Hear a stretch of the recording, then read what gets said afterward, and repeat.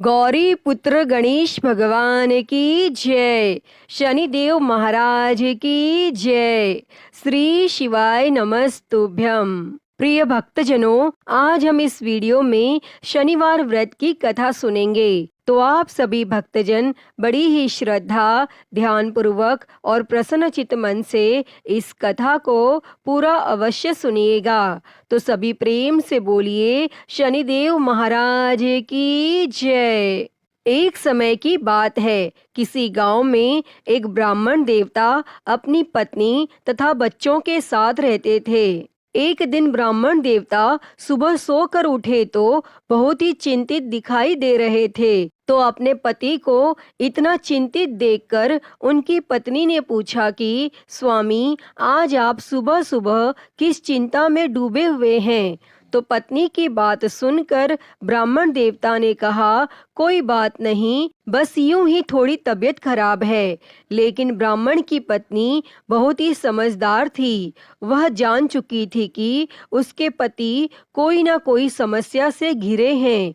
तो उसके बार बार पूछने पर ब्राह्मण देवता ने कहा कि मैं कई दिन से एक ही सपना देख रहा हूँ कि एक व्यक्ति नीले कपड़े पहनकर आता है और मुझसे कहता है कि तुम्हें मेरी 7.5 लगेगी। तो यह सुनकर ब्राह्मण देवता की पत्नी ने कहा, अरे वह तो शनि देव भगवान हैं, जो आप पर शनि की दशा लगाने को कहते हैं। अब जब भी शनि देव आपके सपने में आए और बोले कि तुम्हें मेरी 7.5 लगेगी, तो आप उन्हें प्रणाम करके बोलिए कि 1.25 पहर से ज्यादा मत लगाइए। तो ब्राह्मण देवता ने कहा कि ठीक है, मैं ऐसा ही बोल दूंगा।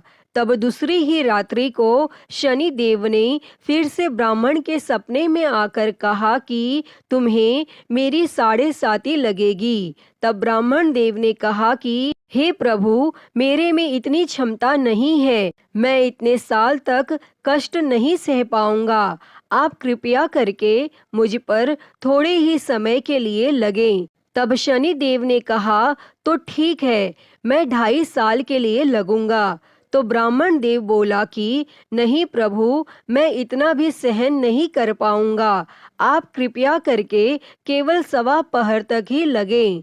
तो शनि देव ने कहा कि ठीक है, जैसा तुम कह रहे हो, मैं 1.25 पहर तक ही लगूंगा। तब अगले दिन प्रातः काल होते ही ब्राह्मण देव ने अपनी पत्नी को सारी बात बताई और कहा कि मुझे शनि देव की कुदृष्टि लगी है और वह भी 1.25 पहर के लिए, इसलिए मैं जंगल में जा रहा हूँ, वहीं पर पूजा अर्चना करूँगा। तब इतना बोलकर ब्राह्मण देव जंगल में चले गए और जंगल में उन्होंने पूजा की। जब थोड़ा सा समय बचा तो वह सोचने लगे कि इतना समय तो घर जाने में लग जाएगा, तो मुझे अब चलना चाहिए। तो यह सोचकर वह खड़े होकर घर के लिए चल पड़े। तब रास्ते में उन्होंने देखा कि एक खेत में तरबूज की बहुत सारी बेलें लगी हुई हैं और उन बेलों को बहुत ही सुंदर सुंदर तरबूज लगे हुए हैं। तो उन्हें देखकर ब्राह्मण देवता का मन ललचा उठा और वह सोचने लगा कि तरबूज ले चलता हूँ, घर जाकर बच्चों को दे दूंगा, कितने खुश होंगे।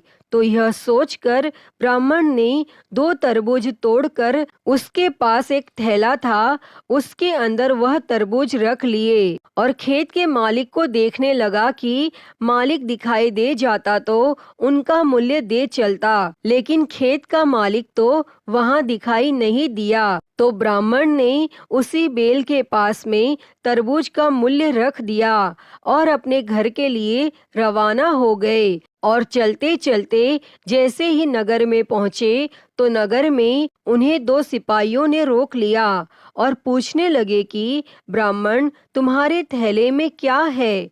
तो ब्राह्मण देव ने कहा कि इसमें तो तरबूज है, मैं अपने बच्चों के लिए लेकर आया हूँ।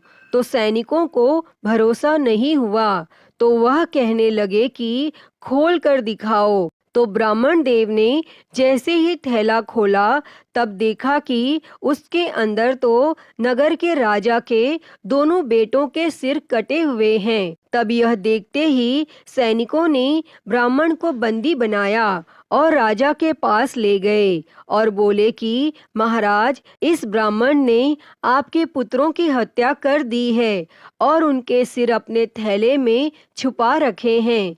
तब यह सुनते ही राजा को बहुत ही गुस्सा आया और दुखी भी हुआ। तब राजा ने आदेश दिया कि इस ब्राह्मण को तुरंत ही फांसी पर चढ़ा दो। तो ब्राह्मण ने राजा से प्रार्थना की कि हे राजन, मेरी अंतिम इच्छा है कि मैं मरने से पहले पूजा पाठ करना चाहता हूँ। तो राजा ने कहा कि तुम्हारे मन में पूजा पाठ कहाँ से आई? तुम्हारा मन पवित्र नहीं हो सकता, क्योंकि अगर तुम पवित्र होते और ब्राह्मण होते तो कभी मेरे पुत्रों की हत्या नहीं करते। तब ब्राह्मण ने कहा कि महाराज, यह तो मेरी अंतिम इच्छा है और मरने वाले की अंतिम इच्छा पूरी की जाती है। तब राजा ने ब्राह्मण की अंतिम इच्छा पूरी करने की अनुमति दे दी और ब्राह्मण देव ने पूजा पाठ किया। तब तक शनि का 1.25 पहर समाप्त हो गया। तो उसी समय राजा के दोनों पुत्र शिकार खेलकर लौट आए। तो यह देखकर राजा हैरान था। राजा ने ब्राह्मण की सजा रोक दी और उनके साथ हुए इन हादसों का कारण पूछा। तो ब्राह्मण देव ने कहा कि राजन, मुझ पर शनि देव की 1.25 पहर की दशा लगी थी, जो अब समाप्त हो गई है। तब यह सुनकर राजा ब्राह्मण से पूछने लगे कि हे ब्राह्मण देव, शनि की दशा लगे तो क्या करना चाहिए? मुझे इसके बारे में बिल्कुल भी ज्ञान नहीं है। तब ब्राह्मण देवता ने कहा कि अगर शनि की कुदृष्टि लगे तो काले कुत्ते को सरसों के तेल से चुपड़कर रोटी खिलानी चाहिए। सामर्थ्यवान व्यक्ति को काले हाथी का या काले घोड़े का दान करना चाहिए और शनिवार का व्रत रखकर शनि देव की कथा सुननी चाहिए और इससे शनि की दशा का प्रकोप समाप्त हो जाता है। तब यह सुनकर राजा ने ब्राह्मण देव को छोड़ दिया और जैसे ही ब्राह्मण देव घर पहुँचे तो उनकी पत्नी ने पूछा कि स्वामी, आज आप थैले में क्या लेकर आए हैं? तो ब्राह्मण ने कहा कि बच्चों के लिए तरबूज लाया हूँ। तब पत्नी ने थैला लेकर जैसे ही खोला तो उसके अंदर तो सोने चांदी और हीरे जवाहरात भरे हुए थे। तब यह देखकर पत्नी बहुत ही खुश हुई और अपने पति से कहने लगी कि आपका थैला तो सोने चांदी जवाहरात से भरा है, इन्हें आप कहाँ से लाए हैं? तो यह देखकर ब्राह्मण देव बहुत ही प्रसन्न हुए और शनि देव की महिमा अपनी पत्नी को बताई और बोले कि जब 1.25 पहर की दशा लगी थी तो तरबूज राजा के बेटे के सिर बन गए और जब 1.25 पहर की दशा समाप्त हुई तो वही तरबूज सोना चांदी जवाहरात बन गए। हे शनिदेव, आपकी महिमा तो अत्यंत निराली है। जैसे आपने मुझ पर 1.25 पहर की दशा लगाई वैसे किसी पर ना लगाना और जैसे आपने मेरे जैसे गरीब पर कृपा की वैसे सब पर करना। जो भी श्रद्धा भाव से आपका व्रत रखे और आपकी व्रत कथा सुने, उसकी सारी मनोकामनाएं पूर्ण करके आशीर्वाद देना कि वह कभी भी अपने जीवन में नाना प्रकार के कष्टों का सामना ना करे और अपने कार्य क्षेत्र में हमेशा उसको सफलता मिले। तो सभी प्रेम से बोलिए शनिदेव महाराज की जय। प्रिय भक्तजनों, आइए अब शनिदेव महाराज की अगली कहानी को सुनते हैं। एक बार एक राजा था। उसने अपने राज्य में घोषणा कर रखी थी कि दूर दूर से जो भी सौदागर बाजार में माल बेचने आए, अगर उनका माल नहीं बिकेगा तो राजा उसे स्वयं खरीद लेगा। और यह घोषणा सुनकर सौदागर प्रसन्न हो गए और जब भी किसी सौदागर का माल नहीं बिकता तो राजा के आदमी उसे उचित मूल्य देकर सारा सामान खरीद लेते थे। तब एक दिन एक लोहार लोहे की शनि देव की मूर्ति बनाकर लाया, परंतु शनि देव की मूर्ति का कोई भी खरीदार नहीं आया। और शाम के समय राजा के कर्मचारी आए और वह मूर्ति को राजा के पास लेकर गए। तब राजा ने उस मूर्ति को आदर के साथ महल में रखवा लिया। तब शनि देव के घर में आने से सभी देवी देवता राजा से नाराज हो गए। तब रात के अंधेरे में राजा ने एक तेजस्वी स्त्री को अपने घर से जाते देखा। तो राजा ने उससे पूछा, आप कौन हैं? तब वह बोली, मैं लक्ष्मी हूँ, तुम्हारे महलों में शनि का वास है, मैं यहाँ नहीं रह सकती। तब राजा ने उस स्त्री को नहीं रोका और कुछ समय बाद राजा ने एक देव पुरुष को घर से जाते देखा और उससे पूछा, आप कौन हैं? तो वह देव पुरुष बोला, मैं वैभव हूँ, मैं सदा लक्ष्मी के साथ रहता हूँ, जब लक्ष्मी ही नहीं तो मैं यहाँ कैसे रह सकता हूँ। और राजा ने उसे भी नहीं रोका और वह भी चला गया। और इसी प्रकार धीरे धीरे धर्म, धैर्य, क्षमा आदि सभी गुण एक एक करके चले गए और राजा ने किसी को भी रुकने के लिए नहीं कहा। लेकिन अंत में जब सत्य जाने लगा तब राजा के पूछने पर उसने कहा, जहाँ लक्ष्मी, वैभव, धर्म, धैर्य और क्षमा का वास नहीं तो मैं यहाँ क्या करूँगा। अब राजा सत्यदेव के पैरों में गिर पड़ा और बोला, महाराज आप कैसे जा सकते हैं? आप ही के बल पर मैंने लक्ष्मी, वैभव, धैर्य, धर्म आदि सभी का तिरस्कार किया है, मैं आपको नहीं छोड़ूंगा। तब राजा का इतना आग्रह देखकर सत्य वहां रुक गया और महल के बाहर सभी देवी देवता सत्य की राह देख रहे थे। और उसे न आता हुआ देखकर धर्म बोला, मैं सत्य के बिना नहीं रह सकता, मैं वापस जा रहा हूँ। और धर्म के पीछे पीछे क्षमा, वैभव, लक्ष्मी सभी लौट आए तथा राजा से कहने लगे, तुम्हारे सत्य प्रेम के कारण ही हमें यहाँ वापस लौटना पड़ा है। तुम जैसा राजा दुखी नहीं रह सकता। सत्य प्रेम के कारण लक्ष्मी तथा शनि एक साथ रहने लगे। तो बोलिए, सत्य भगवान की जय। हे प्रभु, जैसे आपने राजा पर कृपा की वैसे ही सब पर करना।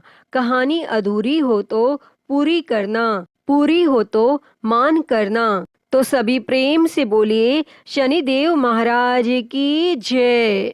प्रिय भक्तजनों, आइए अब शनिवार व्रत की अगली कथा को सुनते हैं। एक समय स्वर्गलोक में इस बात पर विवाद छिड़ गया कि 9 ग्रहों में से सबसे बड़ा कौन है। यह विवाद इतना आगे चला गया कि यह एक युद्ध की स्थिति बन गई। इस बात के निष्कर्ष पर पहुंचने के लिए सभी देवता देवराज इंद्र के पास पहुंच गए और उन्होंने कहा, हे देवराज, अब आप ही निर्णय करें कि हम सब में सबसे बड़ा कौन है। देवताओं द्वारा पूछे गए इस सवाल से देवराज इंद्र उलझन में पड़ गए। तब इंद्र देव ने कहा कि मैं इस प्रश्न का उत्तर नहीं दे सकता हूँ, मैं असमर्थ हूँ। इस सवाल का जवाब पाने के लिए वह सभी पृथ्वी लोक में उज्जैनी नगरी के राजा विक्रमादित्य के पास गए। तब राजा विक्रमादित्य के महल पहुंचकर सभी देवताओं ने प्रश्न किया। इस पर राजा विक्रमादित्य भी असमंजस में पड़ गए। वह सोच रहे थे कि सभी के पास अपनी अपनी शक्तियां हैं जिसके चलते वो महान हैं। अगर किसी को छोटा या बड़ा कहा गया तो उन्हें क्रोध के कारण काफी हानि हो सकती है। इसी बीच राजा को एक तरीका सूझा। उन्होंने 9 तरह की धातु बनवाई जिसमें स्वर्ण, रजत, कांसा, ताम्र, सीसा, रांगा, जस्ता, अभ्रक वह लोहे शामिल थे। तब राजा ने सभी धातुओं को एक एक आसन के पीछे रख दिया और इसके बाद उन्होंने सभी देवताओं को सिंहासन पर बैठने के लिए कहा। तब धातुओं के गुणों के अनुसार सभी आसनों को एक दूसरे के पीछे रखवा कर उन्होंने देवताओं को अपने अपने सिंहासन पर बैठने को कहा। और जब सभी देवताओं ने अपना अपना आसन ग्रहण कर लिया, तब राजा विक्रमादित्य ने कहा, इस बात का निर्णय हो चुका है, जो सबसे पहले सिंहासन पर बैठा है वही बड़ा है। यह देखकर शनि देवता बहुत नाराज हुए। उन्होंने कहा, राजा विक्रमादित्य, यह मेरा अपमान है। तुमने मुझे सबसे पीछे बिठाया है। मैं तुम्हारा विनाश कर दूंगा। तुम मेरी शक्तियों को नहीं जानते हो। तब शनि देव ने कहा, एक राशि पर सूर्य 1 महीने, चंद्रमा 2.25 महीने, मंगल 1.5 महीने, बुध और शुक्र 1 महीने, बृहस्पति 13 महीने रहते हैं, लेकिन मैं किसी भी राशि पर 7.5 वर्ष रहता हूँ। मैंने अपने प्रकोप से बड़े बड़े देवताओं को पीड़ित किया है। वो मेरा ही प्रकोप था कि भगवान राम को वन में जाकर रहना पड़ा था, क्योंकि उन पर 7.5 थी, और रावण की मृत्यु भी इसी कारण हुई। अब तू भी मेरे प्रकोप से नहीं बच पाएगा। और शनि देव ने बेहद क्रोध में वहां से विदा ली और वहीं बाकी देवता खुशी खुशी वहां से चले गए। इसके बाद सब कुछ सामान्य ही चलता रहा। राजा विक्रमादित्य पहले की ही तरह न्याय करते रहे। दिन ऐसे ही बीतते रहे, लेकिन शनि देव अपना अपमान नहीं भूले। एक दिन शनि देव बदला लेने के लिए घोड़े के व्यापारी के रूप में राज्य पहुंचे। जब राजा विक्रमादित्य को इस बात का पता चला तो उन्होंने अपने अश्वपाल को कुछ घोड़े खरीदने के लिए भेजा। जब अश्वपाल लौट आया और राजा को बताया कि घोड़े बेहद कीमती हैं, तब राजा ने खुद जाकर एक सुंदर और शक्तिशाली घोड़ा पसंद किया और उसकी चाल देखने के लिए घोड़े पर सवार हो गए। जैसे ही राजा विक्रमादित्य घोड़े पर बैठे, वैसे ही घोड़ा बिजली की रफ्तार में दौड़ पड़ा। घोड़ा राजा को एक जंगल ले गया और वहां जाकर राजा को नीचे गिरा दिया और फिर कहीं वह गायब हो गया। तब राज्य का रास्ता ढूंढने के लिए राजा जंगल में भटकने लगा, लेकिन उसे कोई रास्ता नहीं मिला। और कुछ समय बाद उसे एक चरवाहा मिला और भूख प्यास से परेशान उस राजा ने चरवाहे से पानी मांगा। चरवाहे ने उसे पानी दिया और राजा ने उसे अपनी एक अंगूठी दे दी। तब रास्ता पूछकर राजा जंगल से निकल गया और पास में ही मौजूद एक नगर में पहुंच गया और एक सेठ की दुकान पर राजा ने कुछ आराम के लिए रुका और वहां सेठ से बातचीत करते हुए उसने बताया कि वह उज्जैनी नगरी से आया है। तब राजा कुछ देर तक उस दुकान पर बैठा। जितनी देर वो वहां बैठा, सेठ जी की काफी बिक्री हो गई। तब सेठ ने खुद को बहुत भाग्यवान समझा और सेठ ने राजा को अपने घर खाने पर आमंत्रित किया और सेठ के घर में एक खूंटी पर सोने का हार लटका था और उसी कमरे में वह राजा को छोड़कर चला गया और कुछ समय बाद खूंटी उस सोने के हार को निगल गई। तब सेठ ने विक्रमादित्य से वापस आकर पूछा कि उसका हार कहाँ है। तब राजा ने उसे हार गायब होने की बात बताई। इस पर सेठ ने क्रोधित होकर चोरी करने के अपराध में विक्रमादित्य के हाथ पांव काटने का आदेश दे दिया। तब राजा विक्रमादित्य के हाथ पांव काटकर उसे नगर की सड़क पर छोड़ दिया गया। फिर कुछ समय बाद विक्रमादित्य को एक तेली अपने साथ ले गया। तेली ने उसे अपने कोल्हू पर बैठा दिया। वह पूरा दिन बैलों को आवाज देकर हाँकता था और विक्रमादित्य का जीवन इसी तरह यापन होता रहा और उस पर शनि की 7.5 थी, जिसके खत्म होने पर वर्षा ऋतु शुरू हुई। एक दिन राजा मेघ मल्हार गा रहा था। उसी समय उस नगर के राजा की बेटी राजकुमारी मोहिनी ने उसकी आवाज सुनी। उसे आवाज बेहद पसंद आई। मोहिनी ने अपनी दासी को भेजकर गाने वाले को बुलाने को कहा और जब दासी लौटी तो उसने अपंग राजा के बारे में मोहिनी को सब बताया, लेकिन राजकुमारी उसके मेघ मल्हार पर मोहित हो चुकी थी और अपंग होने के बाद भी वह राजा से विवाह करने के लिए मान गई। जब मोहिनी के माता पिता को इस बात का पता चला तो वो हैरान रह गए। तब रानी ने अपनी बेटी को समझाते हुए कहा कि तेरे भाग्य में किसी राजा की रानी का सुख है, तू इस अपंग से क्यों विवाह करना चाहती है। लेकिन समझाने के बावजूद भी राजकुमारी अड़ी रही और अपनी जिद को पूरा कराने के लिए राजकुमारी ने भोजन छोड़ दिया। तब अपनी बेटी की खुशी के लिए राजा रानी अपंग विक्रमादित्य से मोहिनी का विवाह कराने के लिए तैयार हो गए और दोनों का विवाह हुआ और वह तेली के घर रहने लगे। और उसी दिन विक्रमादित्य के सपने में शनि देव आए। उन्होंने कहा कि देखा तूने मेरा प्रकोप। तब राजा ने शनि देव से उसे क्षमा करने को कहा और उन्होंने कहा कि जितना दुख आपने मुझे दिया है उतना किसी और को मत देना। तब इस पर शनि देव ने कहा, राजा मैं तुम्हारी प्रार्थना स्वीकार करता हूँ। जो कोई व्यक्ति मुझे पूजेगा, व्रत करेगा और मेरी कथा सुनेगा, उस पर मेरी कृपा दृष्टि हमेशा बनी रहेगी। सुबह जब राजा विक्रमादित्य की नींद खुली तो उसने देखा कि उसके हाथ पांव वापस आ गए हैं और उन्होंने मन ही मन में शनि देव को नमन किया और राजकुमारी भी विक्रमादित्य के हाथ पैर देखकर हैरान रह गई। तब राजा ने शनि देव के प्रकोप की कथा सुनाई और जब सेठ को यह बात पता चली तो वह तेली के घर पहुंचा। उसने राजा विक्रमादित्य से उनके पैरों में गिरकर माफी मांगी।